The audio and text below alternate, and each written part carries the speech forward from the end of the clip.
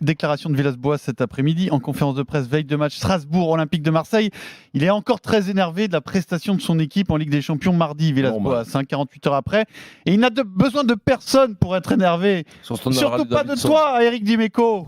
On a perdu le match parce qu'on était tellement mauvaise qu'on a porté une défaite honteuse et ridicule. Rien à ajouter. Maintenant, on doit faire mieux, on doit travailler.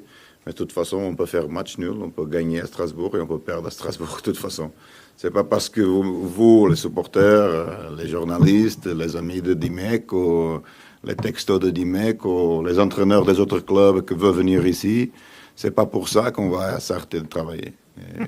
Il faut mettre les choses bien réalistes. On sait précisément qu'on n'est pas l'auteur de l'histoire du club, moi, le premier. Ah ouais, mec, il faut j'aime beaucoup de sa manière de dire mon nom. C'est c'est comme ça qu'on le dit en italien. Précision, Eric, avant que tu t'exprimes. Méchant, mais c'est fou. Il précise, on l'entend pas sur l'extrait, qu'il n'a rien et qu'il adore Eric Dimeco. Donc après, il faut décrypter, Eric. Alors là, attention, je crois qu'Adrien, il a la bonne vision. Il a la bonne version Adrien, casque bleu. Ma théorie. Non, pas du tout. Ma théorie. Qu'est-ce qui a énervé Villas-Boas ? Et Eric, après, tu vas donner ton avis. Pendant le match, tu as lu des textos de tes potes qui t'envoient des textos. Titoff, tous les mecs qui t'envoient des textos pendant le match. Titoff qui était très beau, qui était au centre de formation de Martigues. C'est vrai en plus, arrête. Il était très beau. Et là, où Villas-Boas s'énerve, c'est que t'as pas fait exprès, Eric, tu cites ton pote Christophe Galtier qui est entraîneur au LOSC, qui t'envoie un texto pour te dire moi je vous suis jusqu'au bout, zappe pas pendant le match. Christophe Galtier qui est Marseillais pur souche, Christophe Galtier dont tout le monde sait qu'un jour, peut-être qu'il rêve d'entraîner l'Olympique de Marseille. Villas-Boas, agacé, qui se vexe parce qu'il est à fleur de peau en ce moment. Il se dit, le Galtier, il est déjà prêt pour prendre ma place. Dimeco lit son message. Ça me fout un peu la honte en plus. Ça m'agace. Et c'est le bureau des légendes. Il a pas dit, il faut la honte d'abord. Tu t'extrapoles. J'imagine.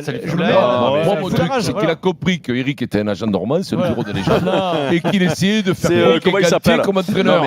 Voilà. Et comment tu prends le. Non, alors,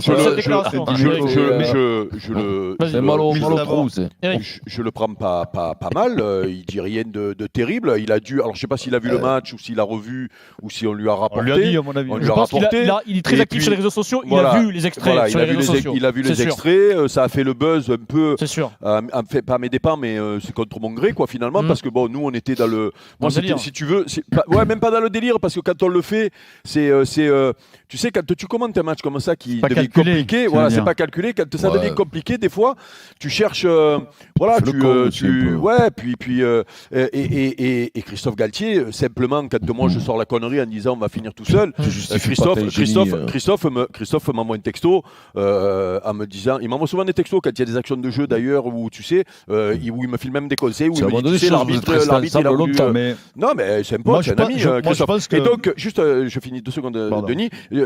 Christophe me dit et c'est ce que je dis à l'antenne non mais moi je resterai jusqu'au bout, je regarderai le match jusqu'au bout quoi qu'il arrive et à la limite je pense que mais Villas-Boas t'inquiète il est pas fou, il vient d'un club quand même le FC Porto où il y a une grosse pression et où il sait ce que c'est la déception des supporters et moi je ne faisais que retranscrire la déception des supporters mais dans ce que je disais ça voulait dire aussi que les mecs même s'ils souffraient j'ai cité les plus connus parce que c'était rigolo mais je t'ai dit j'ai reçu tous mes potes ne sont pas connus, ils sont tous devant la télé, ils sont restés jusqu'au bout, ils ont souffert jusqu'au bout mais ils n'ont pas zappé alors qu'il y avait un Real Inter merveilleux à côté, ils n'ont pas zappé et ça c'est une force malgré tout à l'OM et il le sait Villas-Boas, les mecs il leur faut rien du tout pour s'enflammer ici, ils veulent juste voir un peu des résultats et peut-être une équipe qui se comporte autrement, c'est tout. Maintenant lui il dit ça parce que ça l'a sûrement un peu agacé parce que cette histoire-là a fait le buzz un peu trop je trouve, voilà un peu trop parce que le commentateur il a pas t'as envoyé quand même non mais il y a rien qui a envoyé, c'était original voilà c'est vrai j'ai un peu dur quand même Denis c'était original très dur moi j'aurais été ils sont les deux c'est ça moi je comprends Villas-Boas même il a au contraire qui viennent Dimeco je me demande comment Sanson et Rongier vont s'en remettre. Villas-Boas aussi je vais te dire en plus il a rajouté Villas-Boas après les interviews s'il n'est pas content qu'il vienne je le démonte moi qui vienne à l'hôpital je le crève mais non non, mais écoute, tu sais quoi J'espère. Tu fais tu sais quoi qu'il aille se faire taper.